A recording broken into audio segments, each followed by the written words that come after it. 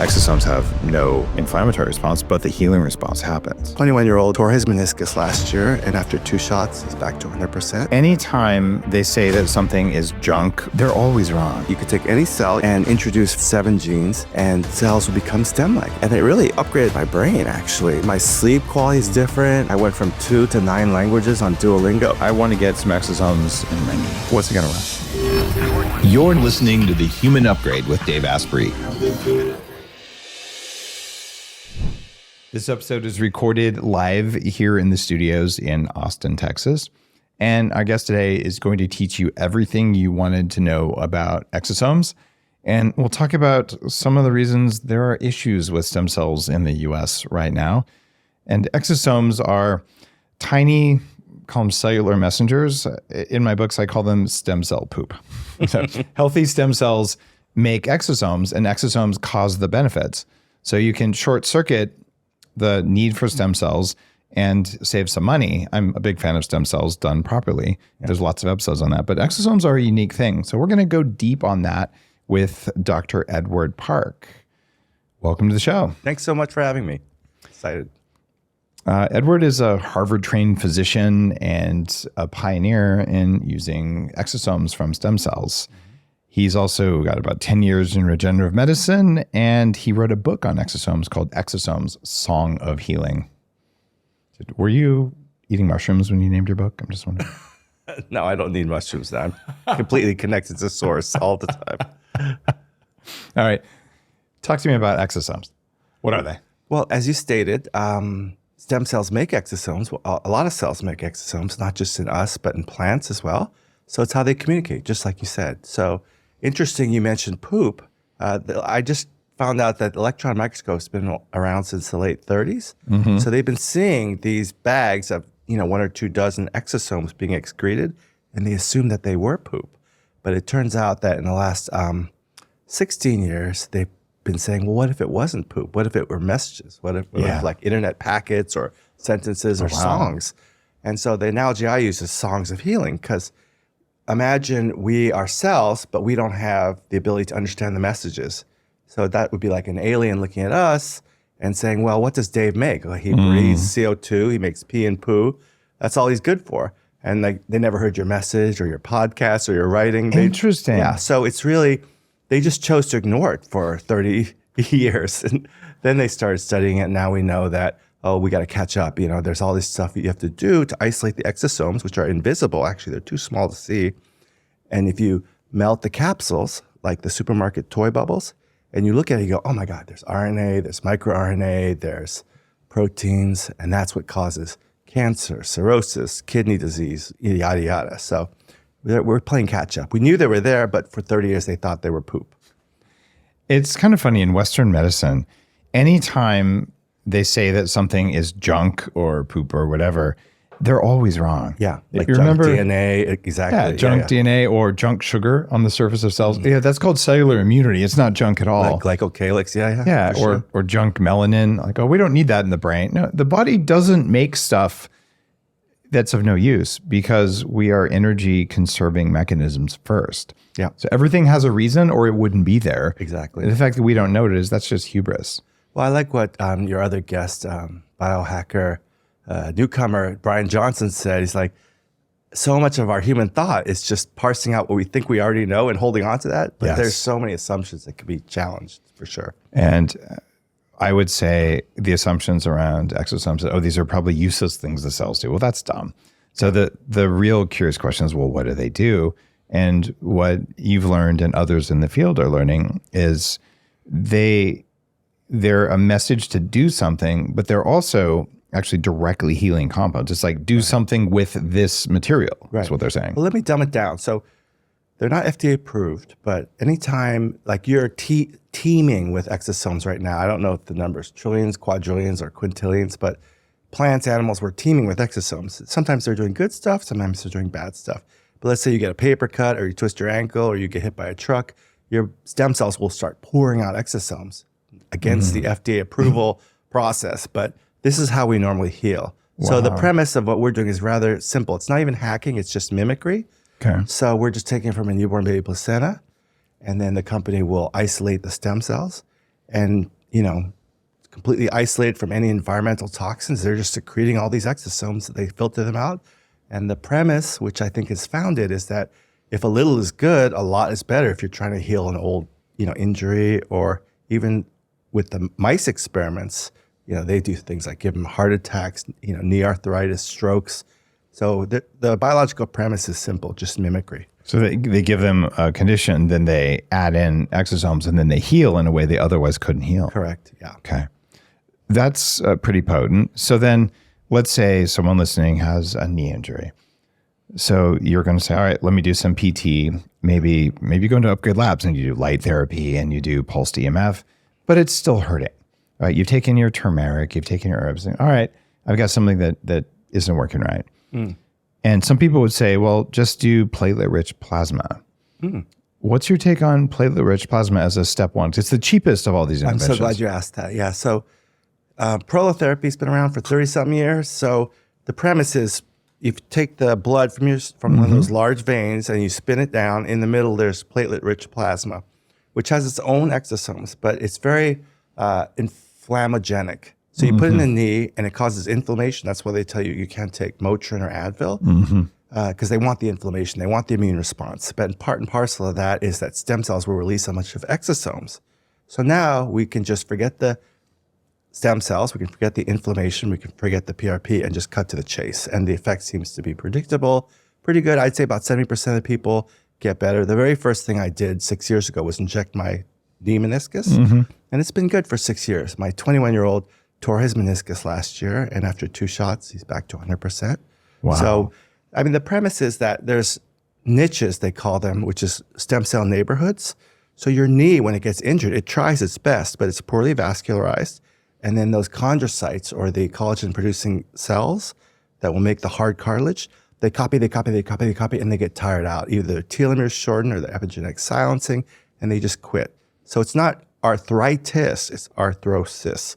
So, and just like osteoporosis, arthrosis, tendinosis, there's no longer inflammation. It's just the cells are done copying. So sometimes when we put exosomes in, they have dedifferentiation and they start acting more primitive. And so they can copy, they can express the extracellular matrix, just like a newborn fetus would be growing. Okay, so let's do a cost-effective knee regeneration protocol. Yeah. Step 1, PT, movement therapy.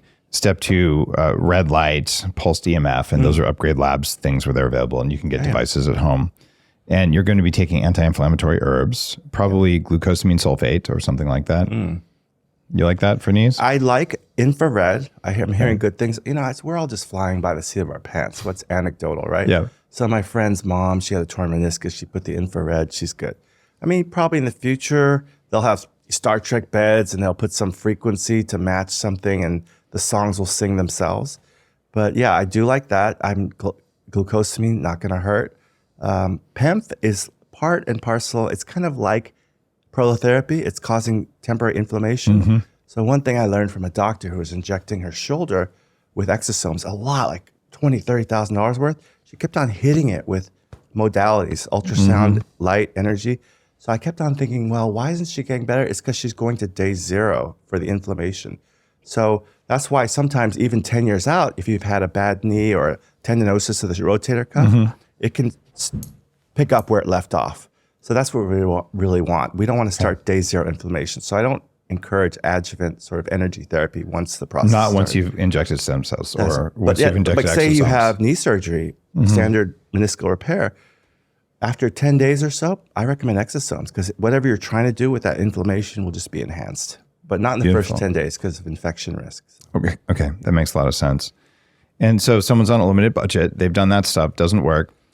You could spend, $1,500 or something on PRP, but you might as well just get exosomes injected in the knee directly. For sure. And that's going to be a lot cheaper than stem cells. And then you know what They're you're on getting. par. It just depends on who you go to, what brand they use. But yeah, I always say if PRP worked for you, that's great. It works for a lot of people. The exosomes will probably work. But there's a crossover with stem cells too, right? Stem cells, even though your body, the studies show, will get rid of them in a few days, they're still around for a few days and they're making a lot of exosomes. Okay. Yeah. I had Rob Whitfield on the show. who's a renowned surgeon here in Austin, talking about breast implant illness and talking about something called a no-cut facelift, just really innovative, cutting-edge stuff. And he trained for years with a guy who created the first protocols for platelet-rich plasma, or PRP. And he said basically it doesn't work very well at all, and he doesn't use it compared to things like exosomes. So it seems like our protocol for knees would say, if the normal stuff doesn't work, then go straight to an exosome injection, and you're likely to get the best results there. Again, I think that's accurate. I think that, if people come to me and say, I did PRP, it worked once, but then it didn't work. If platelet-rich plasma worked for you, there's no reason why exosomes wouldn't. The people that exosomes don't work are the ones, and this is not a well-known thing, who are immune suppressed, like Lyme, mold, steroids at high doses, biologics, because you need an intact immune system to be part of the process. Yep. It's funny, people with toxic mold, which is usually the root cause of Lyme, and I have a whole episode about that. A guy from UCLA looking at genetics, like that's a well-backed statement at this point. I've had active Lyme disease, and I've had a lot of mold poisoning in my life.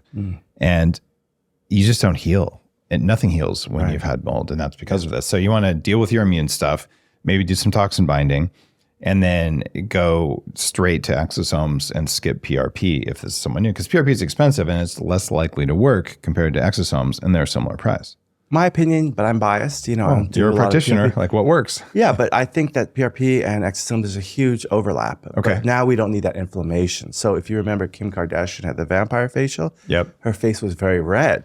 But in contrast, exosomes are so anti-inflammatory that most people, even with fair skin, you can't even tell they had anything done the next day. I've had a vampire facial. Actually went out to dinner with it still on my face because I'm that kind of guy. No, it's like, it's like Kim Cattrall at the Golden Globes. Like, you got to time it right. You need at least like 10 days to get over it. Yeah. That was years and years ago. Old reference, yes. And then I've also had exosomes in my face and stem cells. And exosomes have no inflammatory response, but the healing response happens. Right. So it gets you right through that inflammation. That's what they're designed to do. And so we can go technical. If people want to learn more, it's in the book.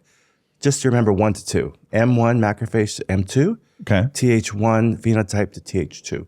So it takes you from that infectious, hot inflammation, sterilizing, to regenerating, recovering, anti-inflammation. And you're saying exosomes do that? Yeah, that's just fundamental. Yeah, nobody's going to argue that. Beautiful. Yeah. Let's talk about hair. Yeah. What do we know about hair and exosomes? It's a lot of people are doing it. If I'm being honest, I don't do a lot of it because it requires, multiple treatments, a commitment. I did get really lucky once with a guy. I used regular MSC exosomes and amniotic fluid exosomes, which they don't make anymore.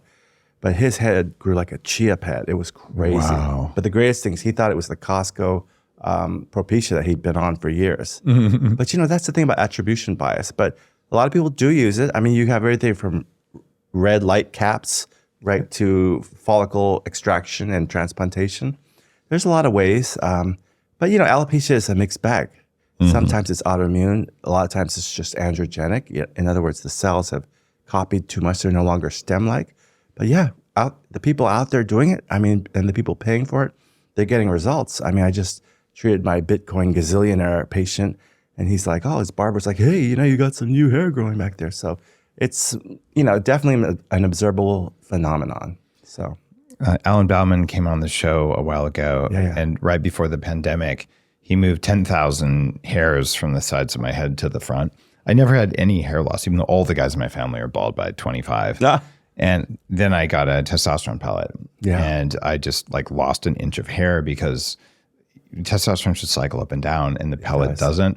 So he did a great job. He also used exosomes in it. So I've had, at this point, I'm guessing 60 vials of exosomes. That's a lot. Sometimes more is more, but it's over time. It's timing. People can. It works sometimes, not all the time. I had inadvertent darkening, repigmentation in a 92-year-old. We were treating her for symptoms related to long COVID arthritis, and she's sprouting all these black hairs. So people love hair regrowth. They love hair repigmentation because they think of it as a visceral sign of getting younger. But hair can be tricky, So. There's no stem cell. Well, let's back up and talk about Yamanaka factors or whatever. What's that? So that's Well, they won a Nobel Prize about 15 years ago. A Japanese scientist found that you could take any cell, even differentiated skin cell, and introduce 4 genes. Now it's 7 genes, and cells will become stem-like, pluripotent. And so that's amazing. So that teaches us that we really don't know that much about how cells decide to be not stem-like and stem-like. And there's a conversation, sort of like a beehive. There's one queen, but if the queen dies, maybe someone else becomes the queen. So this stuff is still not figured out. Maybe never will. I wrote about Yamanaka factors and editing stem cells in my big book on longevity called Superhuman. And there are a couple of companies working on that right now, and I'll probably be one of the first people to get gene-edited stem cells introduced, which is a pretty exciting thing. And as that happens, I'll share information about it. But in the meantime, every time I see you or another friend with reliable exosomes, like, well, I should at least do some intravenously or stick it anywhere that hurts. So right after this, you're gonna treat me. We're gonna do some stuff, and we're talking about a sinus thing. Tell me about stem cells in your sinuses. Well, I'm not sure that I would say it's sinus. It definitely goes up through the nasal mucosa. Okay. So like 7.5 weeks ago, I did mine. There was a girl that was scared to do it. So I was like, oh, it's okay. But I was thinking, like, you're kind of a hypocrite. Like, you haven't done this in 6 years. Like, what's the deal? So I thought, oh, I'll just do it for her. And it really upgraded my brain, actually. My sleep quality is different. Like, I went from 2 to 9 languages on Duolingo. Wow. But the thing that I was most worried about, Dave, was, my dad died of brain cancer 20 years ago. And because it gave me permanent, ability to, it unlocked the ability to do goosebumps at will. So I'm like, what am I going to change in my brain? So I thought, okay, if I get a Intel, Pentium, whatever upgrade, I'm just going to spend more time in the past and the future and have depression and anxiety, right? But no, I found out to my delight. It doesn't work like that. No, I'm much more present because the resilience is there. Like, stuff that would just trigger me, it's there, it's gone in 6 seconds. So it's been the most productive 7 weeks of my life. So it's just more reserve. And that's what we were joking about Tourette's, but I went to a great lecture, a woman whose son developed tic disorder. And she said that it's only when the mind is overworked, there's too many programs open in the system tray, that the tics discharge. I love it that you're putting it that way. I had Asperger's syndrome when I was younger. And I say it is reversible. It's just an enormous amount of work. And what brings on symptoms, I also had OCD and ODD, and I would do the facial scrunches and occasionally stutter. And you wouldn't have recognized me in 8th grade. Yeah. So what happens is, you get too much environmental input and the brain can't make enough energy, but you can restore energy production. Right. And I've done some really cutting edge stuff to my brain with stem cells and without stem cells as well. All the different stuff, 40 years is in, lots of neurofeedback. And if I could just say one thing about resilience, have better mitochondria in your brain and you will be more resilient to stress. And strangely, you won't ruminate. It's when the body feels anxiety because something isn't working right, it looks for a reason. And the reason is in the future, in the past, it's your partner. When you have enough energy, you can manage anything that comes your way and your resilience goes through the roof. And it's been such a gift for me. I've dealt with a lot of crap and I don't think I'd have been able to do it if my brain hadn't been substantially upgraded, including exosomes, stem cells. But that's why, I admire what you're doing. Nobody really knows, in the kingdom of the blind, the one-eyed man is king. But you're trying stuff. If it works on you, then you advocate and you take feedback and you can pivot. Yeah. But that's what it's all about. I was scared to do my own. This is the most commonly requested procedure. Over 500 of my 2,500 procedures have been nasal injection. Wow. But I was scared to do it because I'm am I going to think too much? But again, it's like you said, you have the resilience. If you have more reserve, then you can do, 8 core, multiple threads, it's you don't worry about it. So if you think about it, if you have a really powerful computer, your utilization goes down. Yeah, that's it. But that's what people don't understand. When you're 2 and when you're 102, you can't control your bladder. Why? Because your CPU is overloaded with anxiety and angst and this hurts and that hurts. And it's underpowered when you're old, and when you're young, the control systems aren't wired in. Yeah. Right? And we can wire in our control systems better. And I'm firmly convinced that anyone who's 80 with the right therapeutics, you can restore the brain to being a very, very high functioning like you're younger, with the caveat that if you have actual damage to neurons, that's harder to reverse, if it's Parkinson's or Alzheimer's, but even those are reversible. I think there's hope. When we're, as a medical doctor, we're trained, on the old doctrine that you don't regrow brain cells, but actually you grow like 5 to 10,000 a night when you dream. And so a video I did a couple weeks ago, I'm doing provider training videos about the nasal injection, and it showed a slide. It's a great slide with the Incredible Hulk, but there are 2 microRNAs. So just as a thing for your audience, microRNA is like 21 base pair antisense. So if you have a messenger RNA to express a protein, it gums it up and keeps it from being made. So there's one that's M133B, and that can cause neurons to sprout like little avocado seeds in a glass. And then one is microRNA, 34A, I think, and that will cause cells to remyelinate. So this is science. This is not just like, stuff we're asking Vishnu to do for us. This is real in vitro, in vivo science. So there's ways that the body can regenerate nerves. It just, does it happen often? No. It's easy to do? No. But I always am very cautious. I just treated a doctor friend who I trained in Austin, and she's a true believer. You're a true believer. Exosomes work. They don't always work every time in the same way, but she's treating people with a binder. Have you heard of TB006? No. It's basically like an antibody that binds up this galactin-3. Ooh, I want that. I know about galactin-3. Yeah, she says 4 out of 6, it's helping.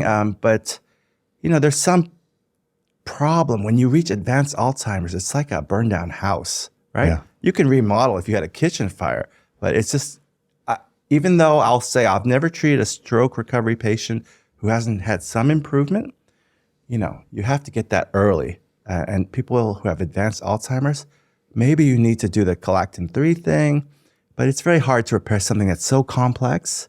It's better to just buy a new car than try and, refurbish the DeLorean, Fair point. And Dr. Dale Bredesen's a friend who's been on the show a couple of times. Yeah. And he's written, here's the causes, here's the protocols for repair. And I feel like anytime I'm doing regenerative work on myself, exosomes are a part of the plan, and that they really work. And some of the more, what we'll call it, esoteric parts of longevity, there are systems that we don't think about a lot. In my work, there's 7 pillars of aging. These are the systems you've got to maintain if you want to stay young. So you don't do just one. But one of them is telomeres. And you've got some interesting information in your book and in your practice around exosomes and telomeres. What do we know? Well, that's really where I started. We met like 15 years ago, right around the time you were launching, you're leaving and launching. So the stuff that we've been taking, or I've been taking, cycloestradiol, 17 years. It's kept my hair black and pretty much no reading glasses. So from age 40 now to 57, that's all I've been taking every night.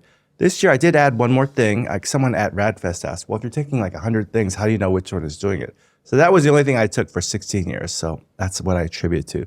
I mean, knock on wood, I try and stay away from doctors and dentists. They all just want to do stuff to you.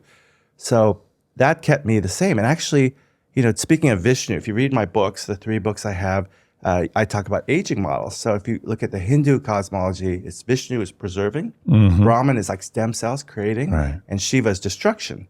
So that guy Ned in the Pacific Northwest had his home run, senolytic.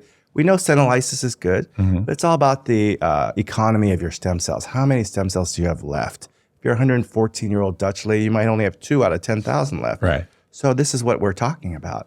So I think it's important to note that telomeres, okay, for those that don't know, telomeres are the ends of chromosomes. This is not any kind of wackadoodle theory.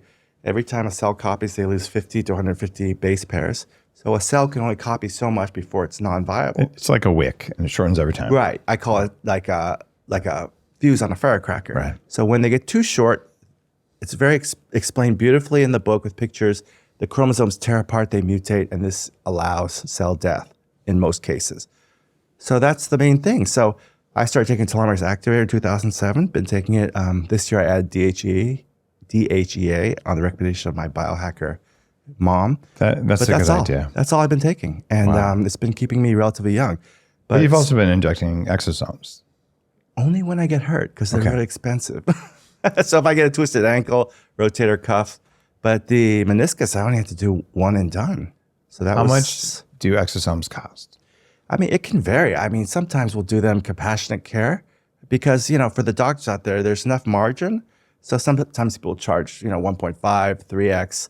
I personally ethically don't like to charge too much because we like repeat customers. I was bashful to ask my Bitcoin gazillionaire for just standard street market prices, but this guy was buying up Bitcoin at 5 cents, so he's good. But it could be a couple $100. It could be several thousand. If you're getting charged 5 figures, I would go elsewhere. As long as we're talking same brand, apples to apples. And there's a lot of brands out there. Yeah. And I don't generally trust stem cells, umbilical cells in the US because the regulatory environment prevents you from getting good quality. But stem cells, there is a range of quality. How do you know whether a vial of stem cells is good or not? You don't.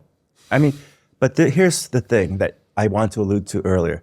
Why are platelets good? Because when you get older, your cells are older, their products are not as high quality. Same with stem cells. So why, if you're a young person, like we were talking about my 25-year-old, if he gets the money, he maybe wants to bank his stem cells as you did 8 years ago. So he'll have a repository of original equipment manufacturing software. So there won't be this problem. The problem is that cells have these self-identifying antigens. So if I take it from you, even my sister, it's going to be rejected in a few days. That's what the studies show. If I take it from a black sheep in Switzerland, probably even quicker. Right. But even though you're not a genetic match to yourself, day to day we're changing, we're becoming mutated. It's pretty close. So you're unlikely to trigger autoimmunity or graft versus host versus graft.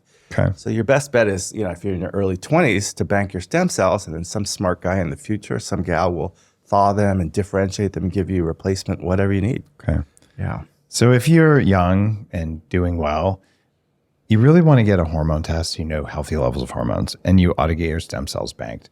And they've gone from the cord blood, which when I was delivering babies, I was OB, was like, oh, maybe someday, you might get a solid tumor and your sibling can help there was like a theoretical use case, but now you just freeze the placenta, several $100, and your kid 80 years from now can get a replacement whatever from their own OEM stuff. That's what it's all about, I wish I'd have done that for my kids. You'd think I would have. At the time I had kids, I hadn't started Bulletproof yet. I was living in Palo Alto, and it was just a lot of money with no provable benefit. Oh, maybe someday. It would have been nice to have them, but my kids can just get stem cells now. And if you're going to bank your cells, you can get fat cells or you can get marrow cells. Which ones are better? Oh, okay. So let's talk about this. So when you talk about autologous stem cell, right? So we're older. You're whatever version, I'm whatever version. So there's mutation. So we are strangers to our 20-year-old self. But when they take out your lipo, they get what's called the stromal vascular fraction. And in that, there's a lot of stuff. And there's some stem cells too. Not everyone is equipped or able to isolate the ones that you want, clonally expand them, store them like money in the bank. So it's kind of like an act of faith that it's going to help. Oftentimes it does help. Anecdotally, people say, I got better from my own stem cells. Yep. But again, younger is better. Yeah. Bone marrow, there are MSCs in there. There are also hematopoietic stem cells, which is the name of the game. So I really think no one's working on the real problem. You got all these gazillionaires who are trying to hack aging. But, something that would really benefit us would be just getting better at handling stem cells, right? Do a bone marrow biopsy. Get your, the kind like at RMI, they did the endothelial, they did the MSC type, and the big one is the hematopoietic. Yeah. Because aging really is very closely intertwined with immune aging. It's when your immune system goes down, you get cancer. Jack LaLanne in his mid-90s, healthy as a horse, taken out by a common cold. So it's all about your immune. So if we can do this relatively trivial engineering task of harvesting our own naive T cells, CD28 positive cells, expand them and store them away, we can just keep on recharging the cell phone instead of have burner phones as bodies. So for listeners, if you go to daveasprey.com/RMI, that'll take you to the episode where I talk about how I got my actually 2 billion marrow cells taken out without tapping into my marrow. I have had a bone marrow biopsy twice. People say, oh, it's one of the most painful things you can do. It's not painful. It's just weird. I'll never forget the feeling of, tapping on my bones. Oh, yeah. Yeah, like your whole skeleton sort of shakes. What is that? And then the final thing is like this, like fingernails on a blackboard, but it's when It's they finally definitely get fear in. factor stuff. Yeah. Yeah. It's weird, but on pain, it was like 3 out of 10 pain. Yeah, it's not bad. It's not pain. It's just creepy. It's like letting a spider walk on your face that can't bite you. Like, you know, it's not going to bite you, but you really don't like it. Yeah. So, okay. Now those get to be pretty expensive procedures. You know, RMI has a unique technology to get your marrow cells, many of them that you can bank. So I chose to do that, but that's out of reach for a lot of people. If you were to call up a local provider and say, you know, I want to get some stem cells, like maybe they'll come to you. You're in LA most of the time. So let's say I'm in LA. I say, all right, Ed, I want to get some exosomes in my knee. What's it going to run? I mean, that could be 1,500. Okay. Yeah. So it's sub $5,000, right? I mean, a lot of people on the street are charging, you know, 2, 3, 4,000. But I don't see it. I think it's a long game because the more of my patients are repeat customers. Because once you get them and they go, oh my God, my shoulders have been fine. Come do my knees. There's no competition in this field for doctors because every patient is a repeat customer for life. Got it. So, you know, the attribution bias is interesting. Like I treated this bazillionaire and his shoulder got 25% better. And he said, this stuff is terrible. And he like slandered me. But he didn't say it as like, well, I've had pain for 20 years. It got 25% better. Maybe I can do it 2 or 3 more times. So, you know, sometimes people get rich because they're parsimonious, you know. It's like, if you know it worked, why didn't you just do it again? So that's where I had to learn attribution bias is huge. Like, you know, I showed Bauman the picture, you know, the hair restoration specialist. He does everything in the silo from light to HFU. And he's like, no way, that's Propecia. This guy really, you know, if people go to my book, they'll see it on my website, Recharge Biomedical. This guy grew a chia head. And it was just outrageous. But I'm not going to sit here and say that's a home run for everyone. I'm probably like 3 for 10. Well, it's also because the causes of baldness, there's so many. So if you have a mitochondrial or maybe an immune thing, maybe it'll work. So I would say that's probably worth doing. And it's been a long time since I've had exosomes in my hair because it's actually doing great post the transplant I did. I haven't lost any on top where I was. You can't see the top of your head, but when I saw it, I was like, oh my God, like I'm missing some stuff up there. And it's back. It's still a little thinner, but all the transplanted hairs are there. And I wouldn't mind. In fact, I will bet within 3 years we have differentiated stem cells for making hair follicles, and you'll be able to just have them wherever you want. Yeah, probably. I mean, right now we just have the one trick, right? MSC. Yep. But, you know, you can make neural stem cells, hair follicle stem cells, kidney stem cells, liver, whatever, and extract their exosomes. So there'll be more specific ones in the future if we ever get some of these trials through. So the FDA is happy to cash checks. There's about a dozen trials going through for like long COVID, infertility, yada, yada, you know, Crohn's. And it's because people in the field are finding it's working. So once we get that FDA approval, then people exhale a little bit and be like, well, we can use these off-label. You know? So it's weird. Do you think that people trust the FDA to give them good medical advice even now? Yeah. I mean, I think the FDA serves a good role. But, you know, the problem is that the majority of their revenue is from trials. So they're really developed under the ecology of the Beltway, right? So lobbyists, drug companies, they're really looking at, you know, billion-dollar products for small molecules. But because the effect is so natural and profound, they don't even have to do these giant enrollment studies. But they don't know that much about stem cell biology, but they're not alone. Nobody does. I mean, I went to the Exosome conference. It's only, 11 years old? Because people didn't even know about this until 16 years old. My biohacking conference is older than the Exosome conference, which is insane. It is insane. Yeah, we're 13 years old. But I'll tell you, you know, I wrote a graphic novel and I translate into a bunch of languages. And one of my Korean translators' husband did a Silicon Valley startup thing. So it was like the 3 generations of the Drapers and some Korean companies. And so I remember thinking, what a weird culture. Like people brag about how they failed. And so I realized the wisdom of that. You know, it's like when I went to this spring Melbourne, this is 1,000 PhDs, some of the smartest people from 100 countries. And their biggest flex is I was publishing papers and it was totally wrong for years. So, you know, it takes a lot of wisdom to say, I embrace my misunderstandings and now, you know, I'm better for it. So I think that's really great. I'm not impressed with people who just have one trick and one advice and it's always this or always that. It's like, can you change? I've a million views on YouTube on telomeres, and now I don't even measure my own telomeres. I'm not saying it's worthless, but it's like I used to do my blood, send it to 4 labs simultaneously, and they'd come year over year the same, but numbers like 7, 9, 11, 13. So they're totally different methodologies. That's the problem. I've also seen people, get 20 years younger on a telomere test in 1 week. Yeah, if you send it to a different lab, that's exactly what I'm trying to tell you. So they have different standards. But what's your take on epigenetic age? I think that there's a lot of science behind your epigenetic age, the DNA methylation, huge amounts of data.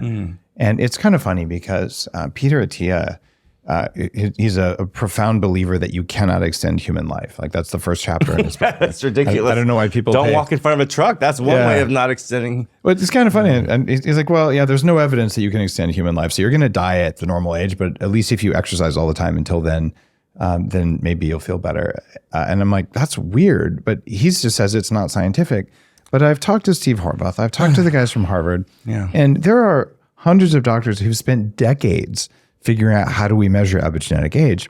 And the crazy thing about this, if you get a true age test or something like that, they're so good, they can predict your grip strength and your gait speed just on DNA methylation. And grip strength and gait speed, how fast you walk, are great predictors of longevity. But one of the signs that it's working is just by looking at your epigenetic age, you can predict grip strength. Well, R-squared correlation is in the mid-90s. So, you can tell me whatever you want, lie about your age, but it's like 95% correlation with the epigenetic age. So, I met Horvath years ago, and then I'm friends with a company that does the commercial implementation of all these different A, B, C, D tests. Right. But the thing I asked once when I was in the board meeting, I was like, hey guys, how good is, and we know that DNA makes an error in your, 7 billion base pairs only once every 3 replications. How good is this? And they all kind of shrugged.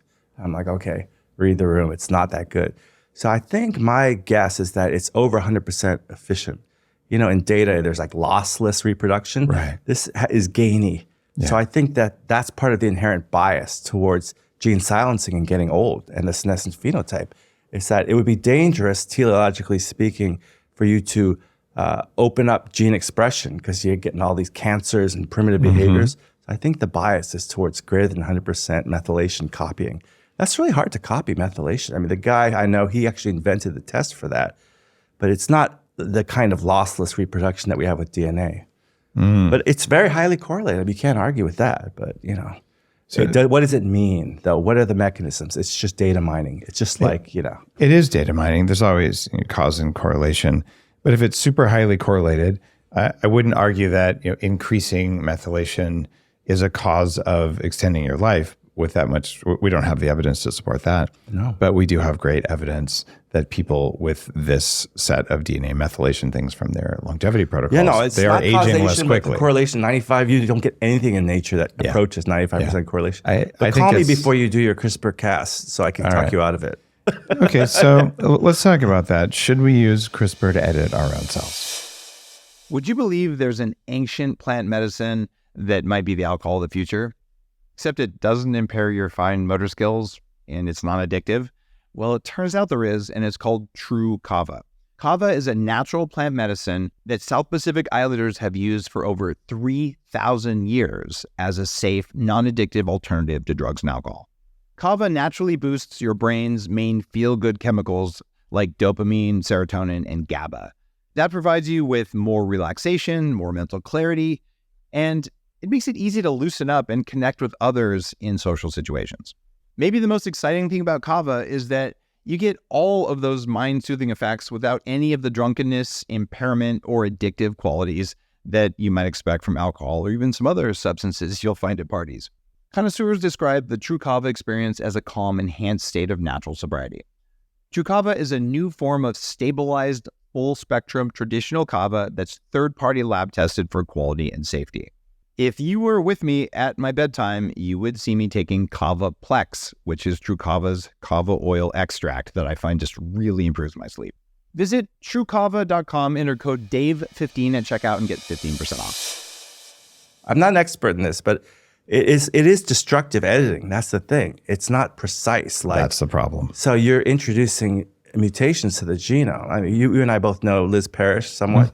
So she purportedly put what I don't know, it was follistatin telomerase, which is great, H-TERT. I think and a third no, gene. she wasn't doing. Did she do clotho? No, clotho's next for minicircle.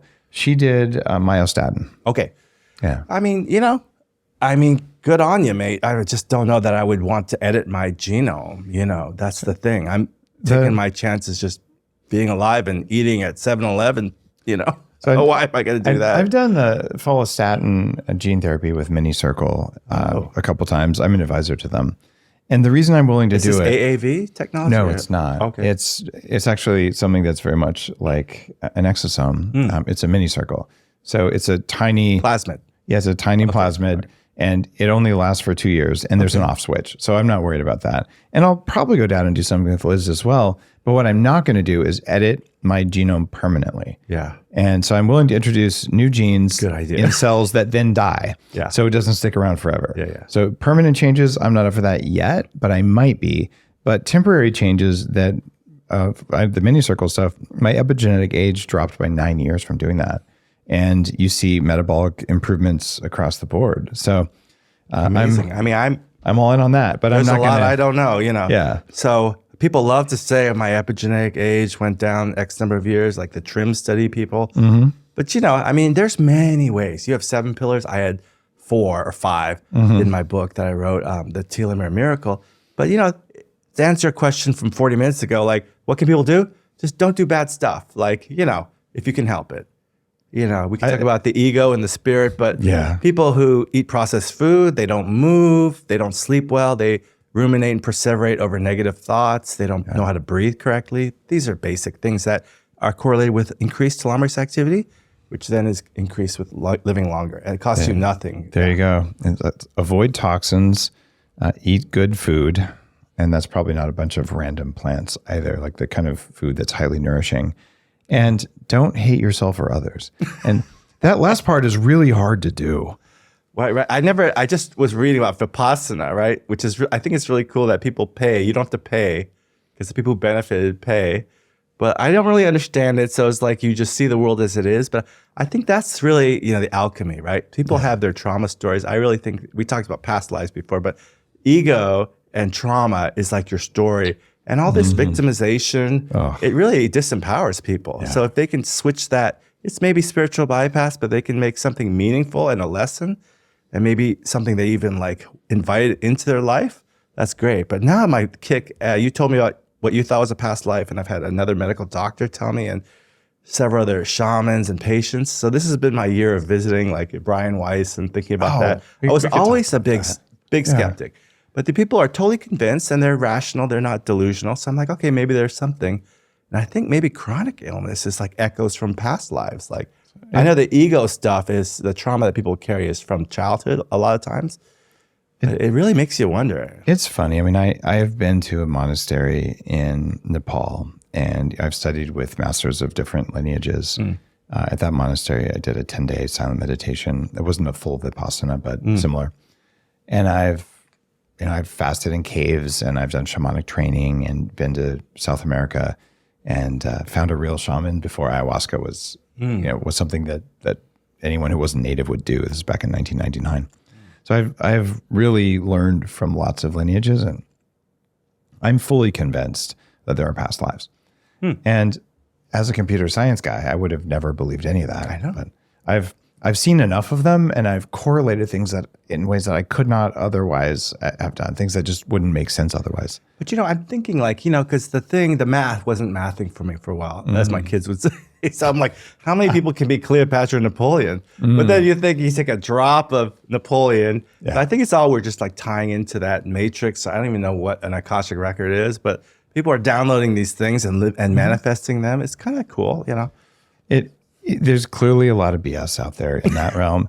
But when I look at how much Pfizer is paid in fines, 10 billion and counting, there's a lot of BS in other parts of the world too. Oh, that was just Vioxx. Yeah. I mean, to address your question about whether people trust the FDA, it depends. I was trying to educate people in 2021. And so I did 9 blogs about what coronavirus is, what's immunity, what's the epidemiology.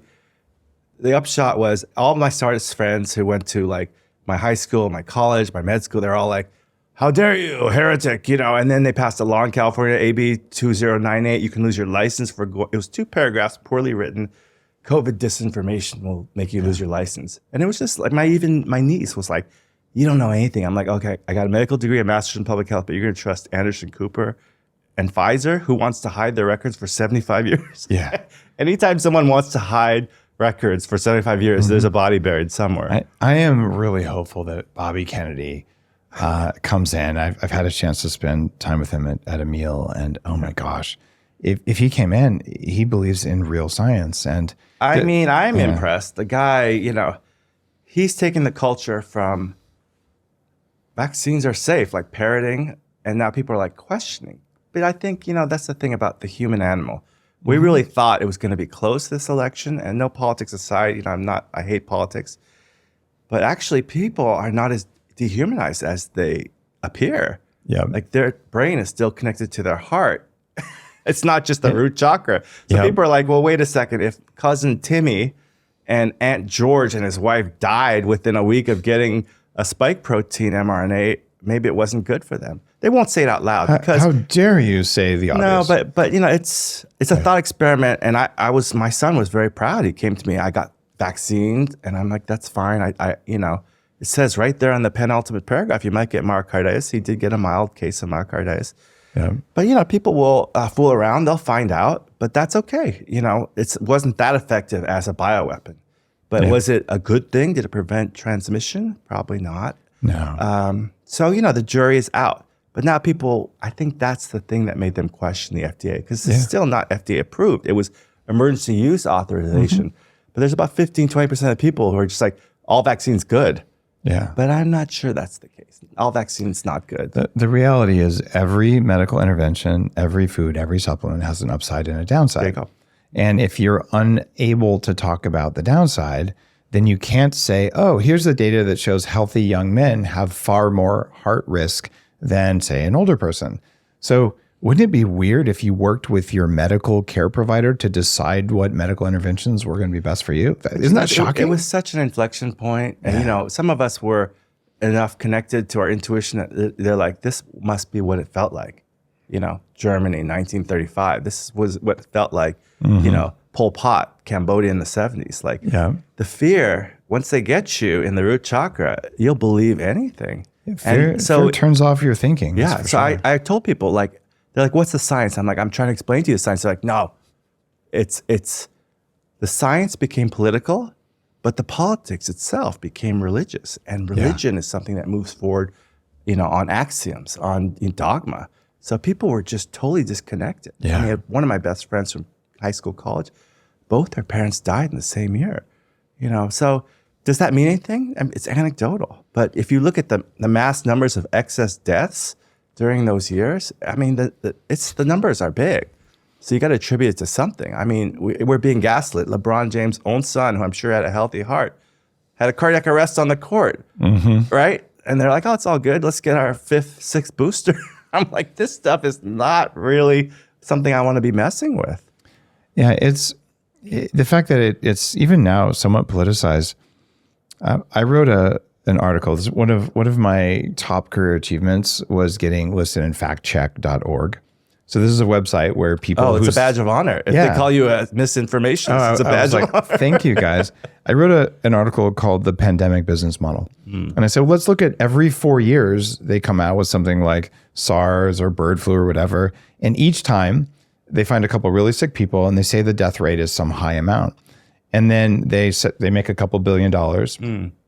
Rumsfeld usually makes a lot of money on those, and then magically 2 years later, in the back of a medical journal, they report the actual death rate. And on average, it's 1/65th of the initial published one.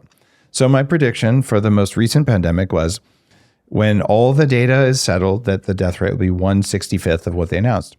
I was spot on.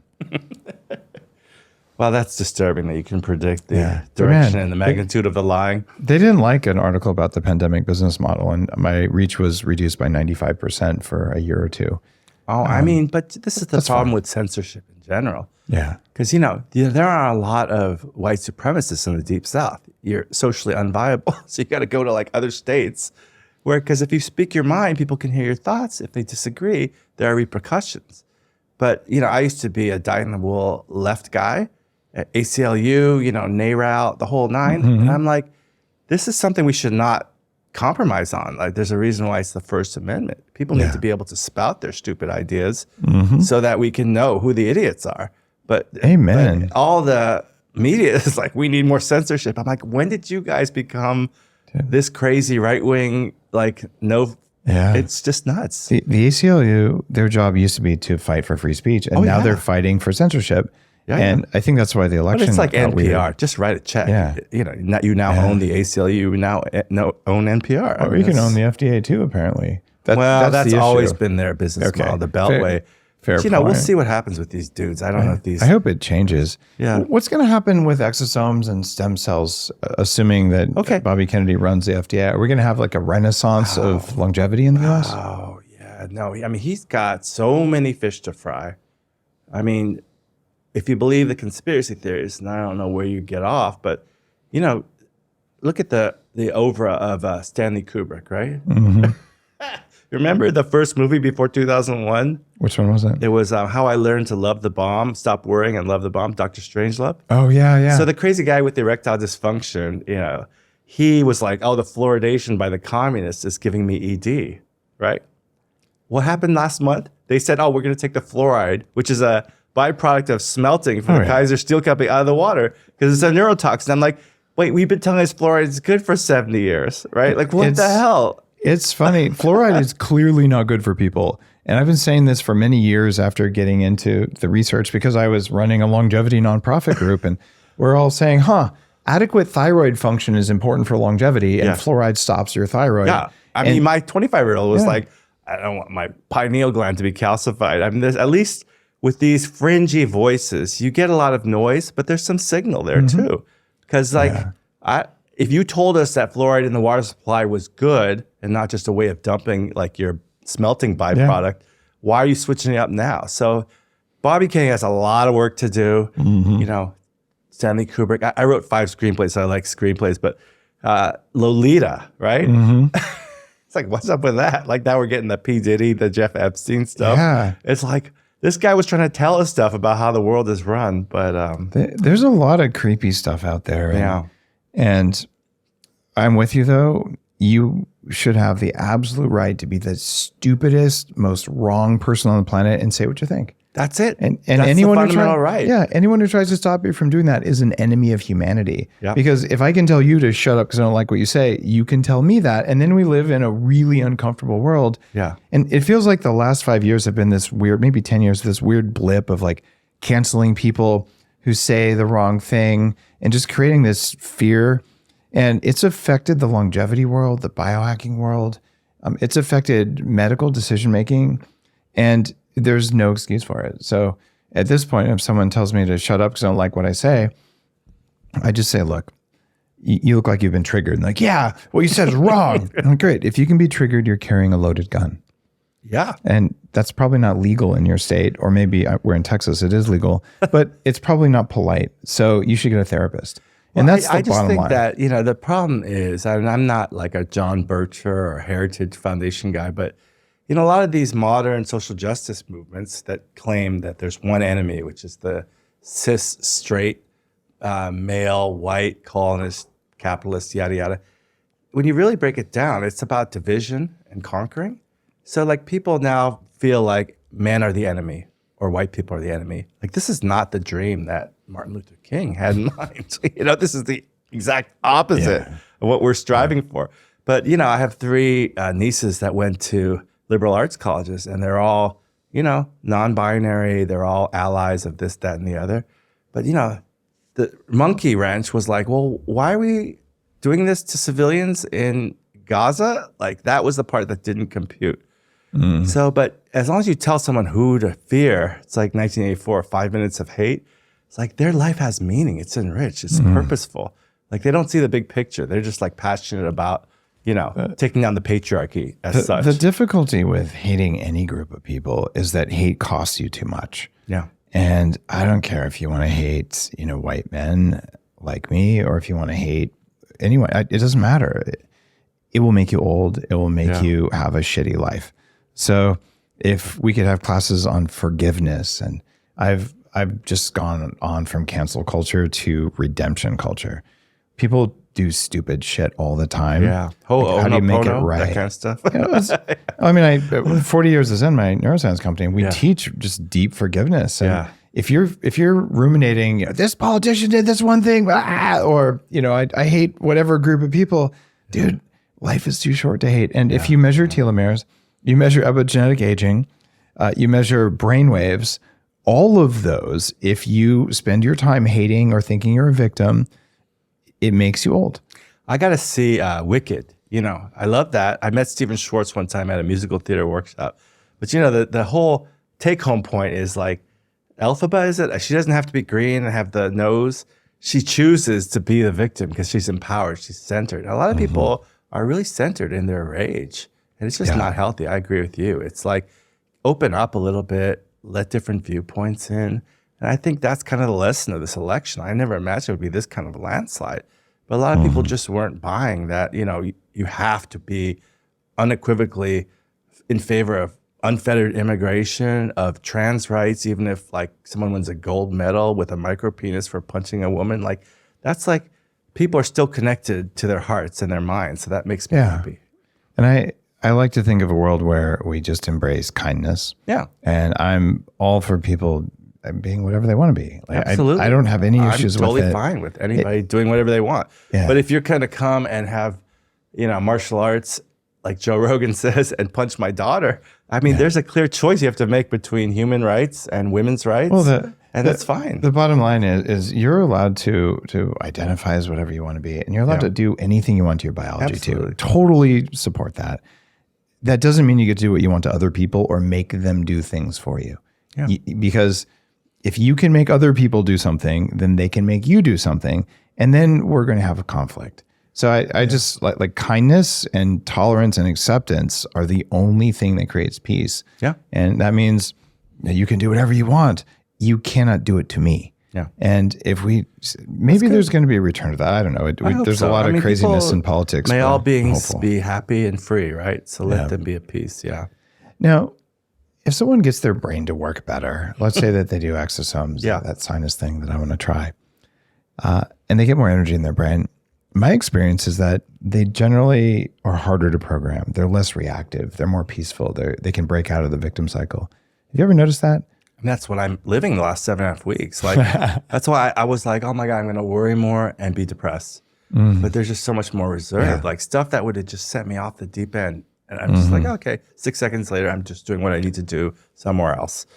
And like, even my dream state for the last 10 days has been totally qualitatively different. Wow. So like, when I'm dreaming, I'm actually in a lucid state. I'm thinking of, reading the social cues.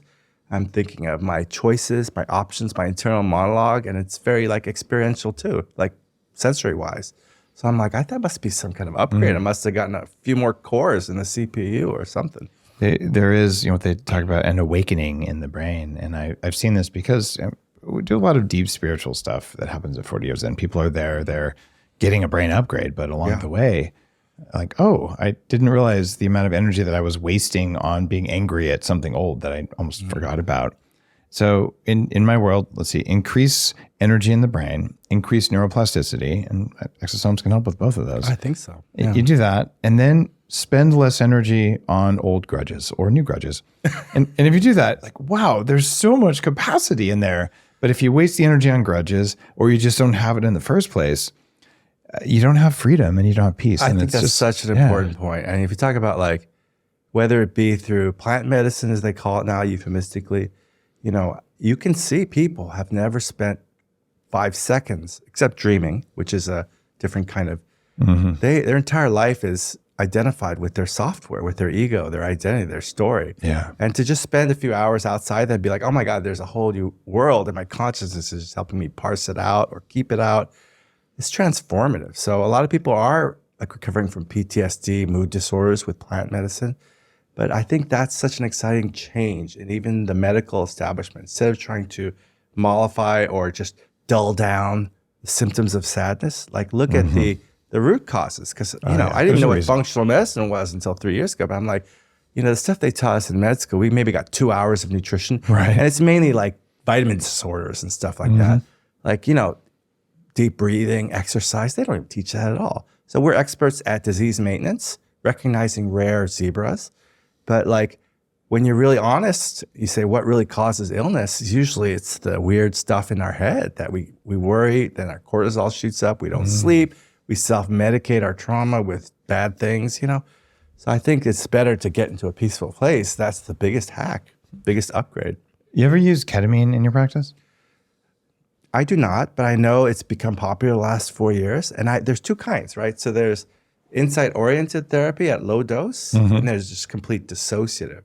Right. I think it's short acting, it can be controlled, but I'm agnostic. You're I think agnostic. I know people that are experts that use it, but I think maybe perhaps psilocybin is more natural. I think probably LSD is less natural, but I'm not an expert in these things. So we do medically assisted ketamine therapy as an option at 40 Years of Zen. It's a recent addition, the world's first psychedelic assisted neurofeedback program. Yeah. And the changes in neuroplasticity that it brings on are so profound. And like you said, we're doing low doses on some days, and we do a higher dose on one of the days. And it's a customized dose on a per client basis, working with medical professionals for it, just because the results are better. And I've always wondered what would happen if you did exosomes and ketamine, because the neuroplasticity gifts are so great. For about 72 hours, your BDNF goes up from ketamine. No, I know it's been life-changing for a lot of people. Yeah. But I think part of it's just that dissociative experience, right? Being apart from your ego and your story while awake is very therapeutic. There's another way. Yeah. So that's really helpful for a lot of people who are just in that rumination trauma mode. And separating your consciousness from your body is really important. Like, you are not your body. I'll tell you mentioned shamanism, right? So in Melbourne, my good friend Antonia Rule, she's treated rock stars, But I mean, the first time she treated me at A4M, I had no expectation. There was no tell me about your childhood or how do you feel about your mom. She was moving energy. And then she said, which I thought was not true, but it is true, if you say I healed you, I will sue you. So what I came to elicit from that was that the body is connected to spirit. And so the spirit knows what you need to do. So let me just tell you, in that 30 minutes when she was doing whatever, I went back to childhood and I saw all the things that were perceived traumas as like a, Ebenezer Scrooge floating over, Christmas Carol. Right. And it was like not anything I consciously did. So my point is the spirit, right? The subconscious, whatever Jung would call it, it knew what I needed to do to move forward, to alchemize. Exactly. So I saw my parents as just normal people that had really traumatic childhoods themselves. So that intergenerational trauma, I've seen it in my own son. You're right. The neuroplasticity, the ability to imagine a different way, and the desire, the courage to take steps.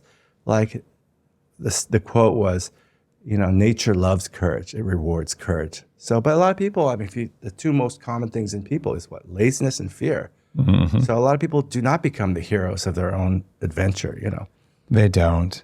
And it's really kind of funny when you look at all the shamanic interventions. You take someone like me, Western trained computer scientist, grow up mostly atheist agnostic, direct experience, and then learning from people who've studied it for thousands of years. And you just realize I might have been a little brainwashed where instead of being curious about something, I said, well, I know that can't be, therefore it isn't. And that's one of the things we're dealing with in big pharma. And what I've learned through just creating the biohacking movement is the body is an antenna for the spirit. And the healthier the body and the more power it makes, the better you can listen, the better you can tune in, and then the more you can create, because you listen better and you can take more action. And if when you have more energy, you don't put the energy into being a victim or being angry or being a perpetrator. It's like, man, there's a lot of good inside of people. But if the body is weak, it doesn't work. And so if you go down the longevity path and you get your exosomes and you do all the other longevity stuff I talk about, at a certain point, you're going to have so much energy that you realize you probably believe something that isn't true, and you'll start working on that. No, people, as their gravitas increases, and don't know about suns and all that, but there's so many people that believe in you. You start to believe in yourself, and then you lose that ability to pivot. So it's really important to be always open to being wrong. And that's why I think it's such a great flex for exosome scientists, for VC people at Google Ventures to say, these are my failures. You don't want to be failure, but keep your mind open because there's a lot that we don't know. I like what Brian Johnson says. Like, my first 4 ideas are probably derivative. I'm like waiting for an interesting original thought. So that was cool. It's totally true. And funny enough, we don't really know. If you read a book, I've been teaching this to my kids. It's like installing a new app on your phone. It's a new way of looking at data. So every time you read at least a good book, it's a new way of seeing the world, right? So you're kind of collecting all these things, but your brain will mix them all together and you won't necessarily know where you got it. And you won't necessarily know all the influences. And we're seeing exactly that in AI. I think that's so great. The rate, all these silos are developing the large language models. They're doing similar things. But I used to be really fearful of Skynet and all that. And I think it's really prone to type 1 and 2 errors. And it's not that smart as you were challenging ChatGPT. So it's gullible. But it makes some great pictures. Like, I can come up with an idea and put it on Gemini or Midjourney. I'm like, damn, that's good. I don't have to go hire someone to do that. There are a lot of good use cases. Would I get in a vertical takeoff and landing car with an old firmware update? I don't know if I would, to be honest with you. It's getting pretty good. I mean, you can upload your lab test results to one of the AI engines. Yeah. And not one that's medically trained either, just a general one, and say, what supplements or interventions are likely to move my parameters in a healthier direction? And it'll tell you. And it's right. It's pretty good. It's pretty good. It's not the same as a doctor, but... But, I still maintain that we are the best quantum computers. We live in a non-determinate state, right? Oh, yeah. If I told you, hey, Dave, the guy you thought was your dad was actually an axe murderer and he murdered your real dad, all of a sudden everything would totally change in your perception, right? So we live in this very fuzzy world. We're the best quantum computers. So I think that, I'm not that trustworthy of it, just like I'm not that trustworthy of government agencies. But I think people can really trust their intuition. Like they know. They love to see the dark hair or whatever. But when you're having a good day. And like you said, most of the time when you're having a good day, you're in gratitude, you're in abundance. But the main thing I took away from the nasal exosomes, which you can see if you go to tinyurl.com, exosome, EXOWEB 45, you'll see me put my hair up on end. I can do that at will. Wow. Yeah. So, do you think exosomes did that? Just gave you more control over your nervous system? I don't know. It happened 2 hours after my first nasal shot. It hasn't gone away in 5 years. So it's like an ability that people have, but it just unlocked it. Like you paid the $4.99 and the app got unlocked. So we speculate as to what that is with the nadis and the chakras. But anyway, there's a lot I don't know. So it's cool that you're open to the Vedic traditions. And, there's just a lot we don't know. And they probably have been thinking about it at a deeper level, a more scientific level than Western culture since Descartes. So some of the great wizards of our time are into that stuff. Daniel P. Brown came on. He's a Harvard professor studying hypnotherapy for 40 years. In his spare time, he translates 13th century Sanskrit cave meditation texts. That's hilarious. And okay, like there's all this old knowledge that's just sitting there that we've been accumulating as humans. But that's the thing, the downloading. That's why I think my dream state has changed. Like it's so, like the 5th and 6th cycle, in the sleep architecture is totally different now, qualitatively different. Wow. So I think like, some guy was saying that he did IV DMT, some kind of highly something potent version, and he was seeing interdimensional chipmunks that were speaking to him telepathically. So who knows what's out there? But once you connect to source, it's like, 100th monkey stuff. Like it's crazy. Yeah. So would you say you've connected to source?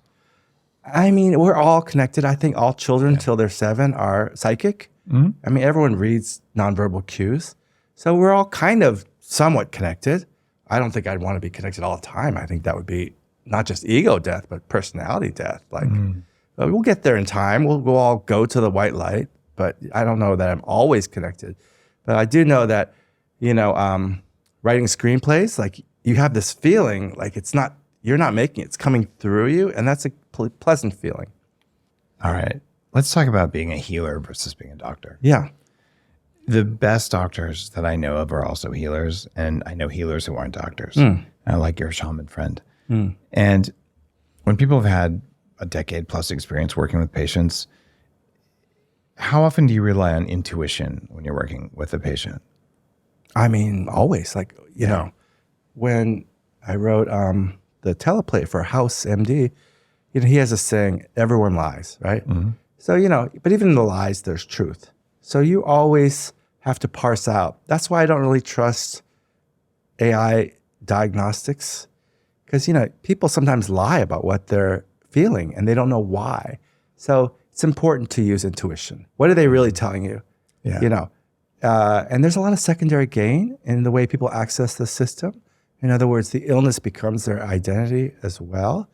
So yeah, I mean, it's very important to be able to read what they mean and then understand where their knowledge deficits might be. And a lot of times, you know, these days with Dr. Google and the internet search engine, people will have deeper knowledge than you in a niche field. And a lot of doctors find that threatening. But my whole MO is like, if you know more than I do, teach me, and then I'll try and learn. But yeah, it's always a collaborative process. If you're just going by, you know, the Chinese menu or the algorithm, I think people get hurt, you know. It's interesting to be able to go deep, and the fact that you use exosomes and you've used telomerase extending things and you've had these results, but your brain's more connected than it was before. I think that's fascinating. Yeah. So after this episode, you're going to put some Let's do it. Let's exosomes in upgrade. my sinuses the Let's same way? upgrade. I'm down Mr. for the Asprey. upgrade. Let's do it. Yeah. All right. Dr. Edward Park, thanks for coming on The Human Upgrade. My pleasure. Where do people find out more about you? I have a website, rechargebiomedical.com, and I've been on YouTube for 15 years, DRPARK65. Okay. And I also do a weekly newsletter where I talk about great cases, you know, and that's really fun and engaging. And yeah, if you're a doctor, we do an online training course. If you're a patient, I go to 6 states, Cali, Texas, Florida, New York, Utah, and Hawaii. Okay. So you travel around and do some exosomes on I'm people? like the traveling Johnny Appleseed. But the main thing is pick up my book, Exosome Songs of Healing, and that will explain in a really like 6th grade level what we're talking about. Beautiful. Yeah. And rechargebiomedical.com if you just want to connect. I'm pretty stoked. So if on this next episode I can consciously raise the hair on my arms. I'm the only one out of 500 and something people that's happened to. Okay, I want to be able to raise the hair on your arms. That's some Sith. That's not Jedi. That's some Sith stuff. You don't want to do that. All right. I find your faith in the exosomes. These are not the exosomes you're looking it's very for. disturbing. See, I confused my words. I did the Vulcan thing. So I was not believing it. He'd never seen an episode of Star Trek, but he was a good interview. That was really fun. All right. Thanks again. Thank you. See you next time on the Human Upgrade Podcast.